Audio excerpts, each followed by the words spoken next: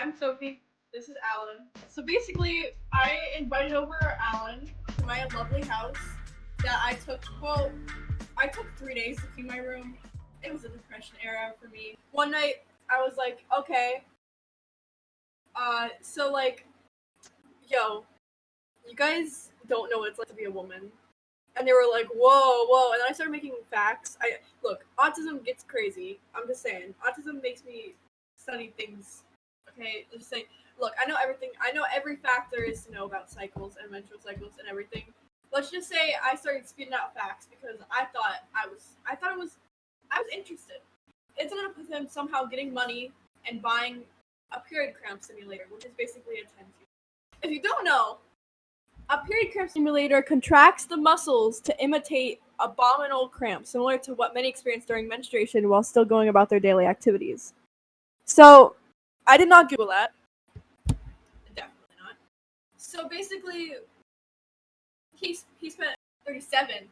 Hey, I was close. Anyways, he bought it all, and the day arrives, and I finish cleaning my room, and then Jared and Alan show up, and I will say we did put it off. I originally was gonna try it first and had them try it, but I kind of chickened out. Yeah. What's with that? You said you'd be the first one to try it. Look, I personally, I had a long look. I had a long day, 3 days cleaning my room, and I just didn't think I don't know. I didn't want to. Oh, look, you guys kept getting so worried about it that you kind of made me worry about it. All right, let's just say that. And I'm the one that actually goes through it. But apparently, it's probably like nothing like it because you said it's like okay, you know what? Let's do a little interview. How was it? Because basically what happened was Jared tried it first, right? And he decided to do it right like underneath your belly button. So that's like actually where I would normally have cramps. And he tried it, and he made it to like what 5. No, I think he made it to 7. No, he made it to 7. Yeah, he made it to 7. He made it to 7. And let's just say, for a 6'3" giant, he really shook the room. he was just going everywhere. And look, my room, like the house, it is sturdy. It's made of bricks. Okay, but like he was shaking it.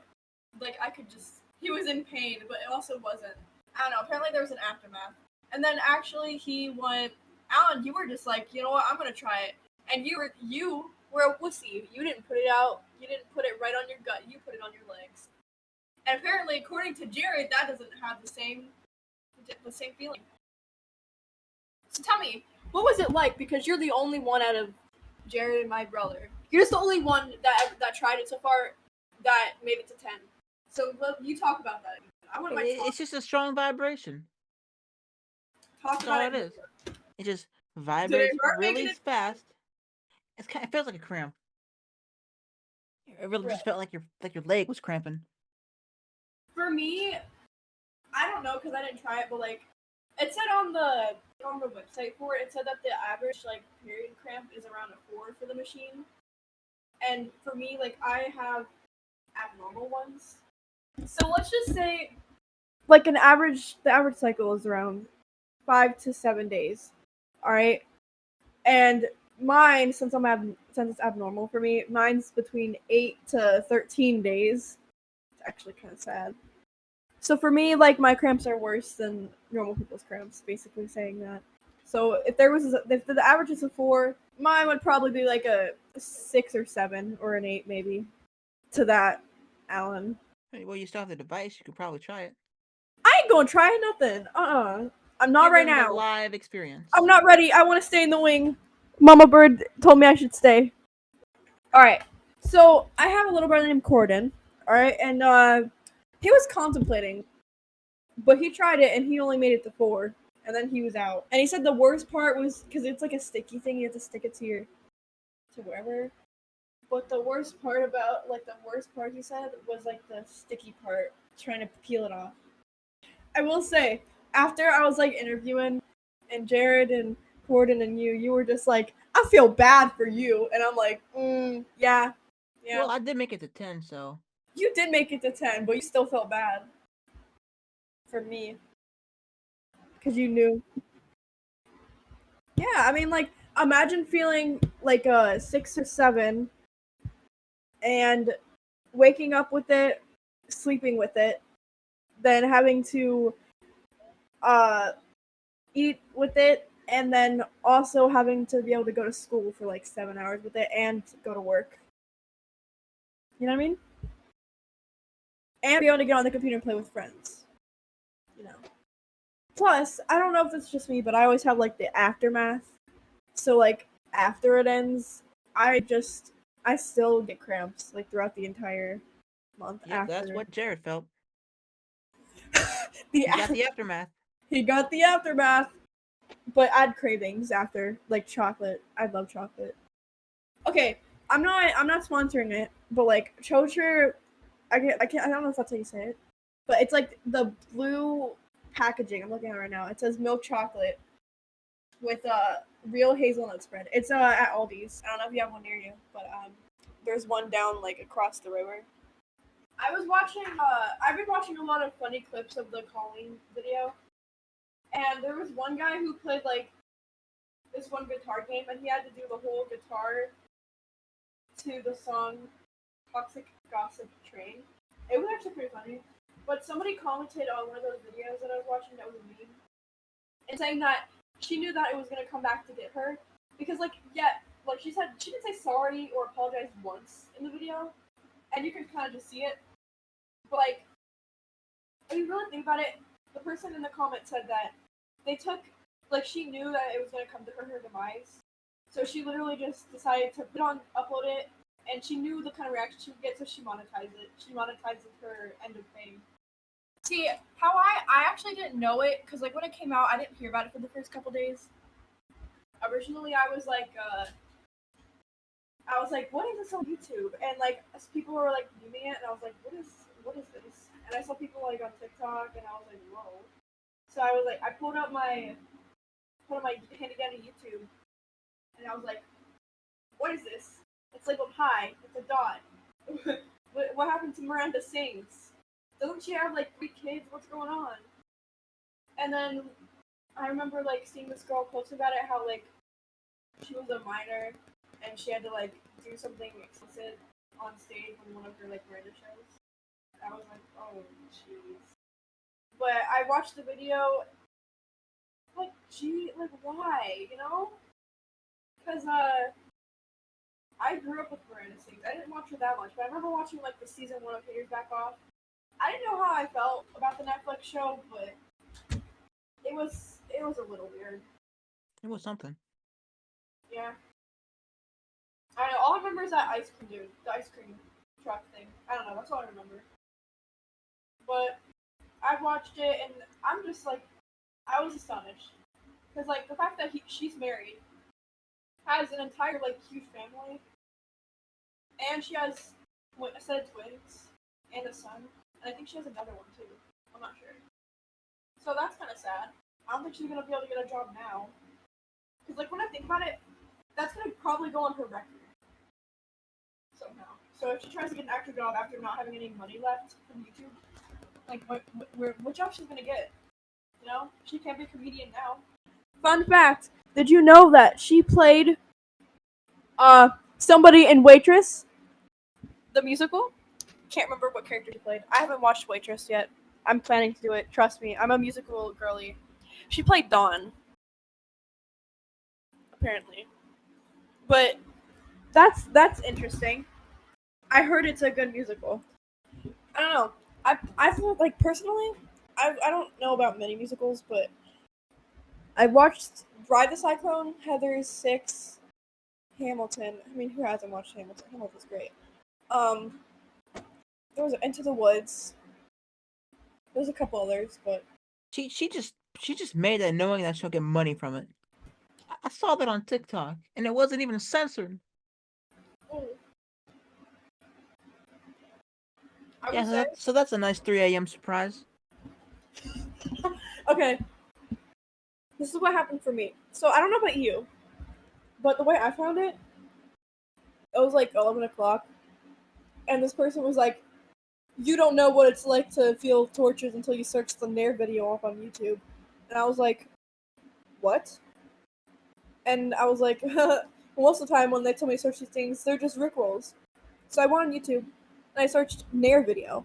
The first thing that pops up was this guy and it has like hair removal. And I was just like, why is it so bad?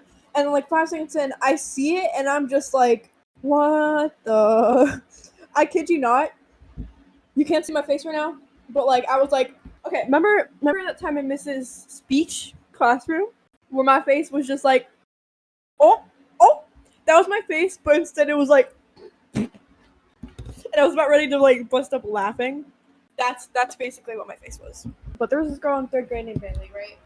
And we went to BL Elementary together, and I remember like, I think it was like Tuesdays. No, it was Wednesdays. A couple like in 3rd grade where they had Bible study, and I was like, Mom, Dad, can I do Bible study? Basically, it just meant that instead of getting on the bus like everyone else did, anyone who had Bible study on Wednesdays, they would stay a little bit longer and their parents would pick them up. Which I took the bus, but I guess my parents had to pick me up that day. And Bailey was in my 3rd grade class, and she was always like kind of like popular, I guess. Like we were friends, but I don't know if we were friends. And this ties into one of my past bullies, which I don't even know if they were bullies. Like let's just say like she was mean. She was like one of those kind of, I don't know if she was a brat. Maybe that was just how she was as a kid. I don't know. I don't know. I think she also at one time brought like loom making kit for like bracelets. I don't know. It was a crazy 3rd grade I was in. But she like we had a project together, and I had gotten sick, so I wasn't there for a few days, and basically the whole project was that entire few days I was gone. So when I came back, it was like the one last day until we present, and like they basically did all the work, and I was like, is there anything I could do? Because you know how I am. I was shy. I was like a 3rd grader. I didn't know what I was doing. So she was like, I have it undercover. And there was like drama at one point. I can't remember if this happened the same day, but I'm pretty sure she like said something mean to one of the people in the group and made her cry. And apparently, like they have a dispute, a fight or something. But she like got mad at us, and I don't know why, but she had like something going on. I don't know. She was just really mean. But let's just say like at the end of it all, I didn't end up presenting because I did like none of the work, but I still got credit for it because I didn't come up with the original idea, but they just did all the work. I can't remember what it was for, but you know, there's that. I just remember her mom, like, I think her mom worked at like the school, so like she would always be around. And I remember one day before like the first Bible study, we all went to the cafeteria, and I was excited because like the cafeteria we were in weren't like the high school. Not, it was like the high school cafeteria. It wasn't the like the elementary. So I was like the first time in the high school, I was sitting where all the high schoolers normally would sit, and it was just a bunch of elementary kids getting ready to learn about the Bible and everything. And we were just excited. We were sitting at the table, and they were like giving us all like, we all got a couple cookies and everything. And it was they were actually pretty decent cookies actually. If I'm quite honest, they were good cookies. And I remember her sitting down. She's like, you know, over there, you know that girl over there? Yeah, that's my mom. She made those cookies. And I was like, whoa. And it's funny because she seemed to only like brag about her mom all the time, and she was only nice when her mom was around. So I guess that says something. But I can't remember what else happened. But she was I can't remember what she looks like either. But I kind of do. You know what I mean? I think at one point she did like cheerleader. I will tell you. I tried to find her. But if you want to get into one last story, I can talk about the biggest bully. Oh yeah, hold on. One thing about Bailey. The last day I had at BL Elementary, I can't remember what we were doing. It was like dodgeball or like something had to do with the ball, and we were like catching it and tossing it to each other. And I wasn't very good at athletic stuff. I didn't like PE that much. And I was like sitting there and I was trying to go to the ball, and I think at one point she smashed it and she like almost crushed my finger, and it hurt a lot. It was a little bit bruised, and it was like really like a little starting to get like blue. And I started crying. And she looked at me, she's like, I'm so sorry. Like, I'm so sorry. I can't tell if she was being genuine or not. But she seemed to have a lot to say then. So I was like, I need to go to the office. Can I go to the office? We don't go to this office. And she was like, I said I was sorry. I'm so sorry. I really didn't mean to. And then I go to the office, and they call my mom, and we go home, and I was just crying so much. And like, there were so many issues going on with the bully at the time that they were like, you know what? I'm pulling you back into online school. Because let me tell you, from like the last quarter of third grade up until recently in like March of 2023, I've been online school. So like when everyone in COVID was getting online schooling, everything, if they thought that was bad or if they thought that was good, I had to be like that for like 6 or 7 years. So I don't know, but let's just But there was this girl. Her name was Kylie, and I think I know her last name, but I'm not gonna say her last name because like that would be nice. I think her name was like either Kayla, Kyla, or Kylie, and she actually used to sit next to me on the bus. I don't know where she lived because her drop off was after mine, but she was pretty nice at first. But we had like I think we had a class. We didn't have a class together. She had a class next to mine, so we'd only ever really see each other at lunch or on the bus. And we used to sit next to each other at lunch. We sat next to each other on the bus, and we were actually friends. And I was excited to have a friend like her. And I think what started going wrong is because like I would always come home and tell her like my brother, my mom, my dad, the stories that I had in school and how I was going that day.